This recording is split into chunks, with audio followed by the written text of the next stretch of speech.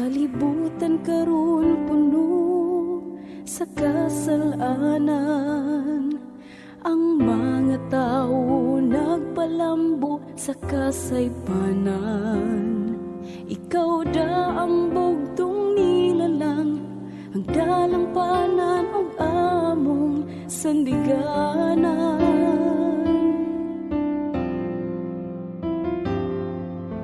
Kay inahan ka man nga maluluyon, naminaw ka kanamo sa tanang higayon. Kay dili ka buot nga kaming imong mga anak, sa kasilag sa Dios unya masugaman. Sa imong pagkunsad sa Fatima, nagpakita ka sa tulog ka mga bata.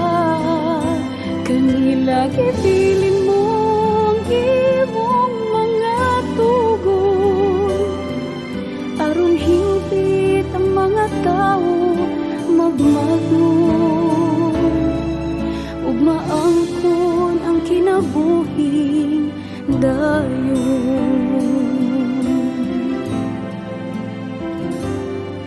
May katumanan na ang uban mong mga hangyo, ang marin nga kalihukan nahimugso. Imong gidawat sa dakong kahinamo, ug sa katawhan ikaw among gisago. Sa imong pagkunsad sa Fatima, nagpakita ka sa tulog ka mga bata. Kanila gibilin mo ang imong mga tugon, aron hingpit ang mga tao magmatngon,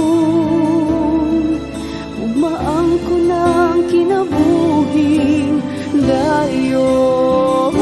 Sa imong pagkunsad sa Fatima,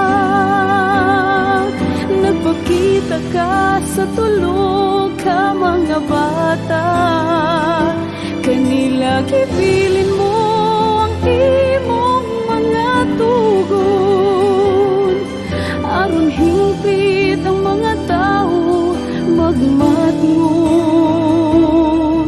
ug maangkon ang kinabuhing dayon.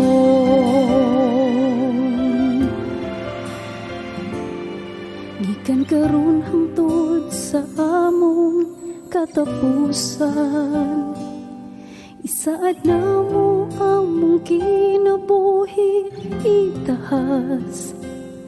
Sa imong kasing-kasing nga putli, hangpa kami sa inahanon mong pagbati.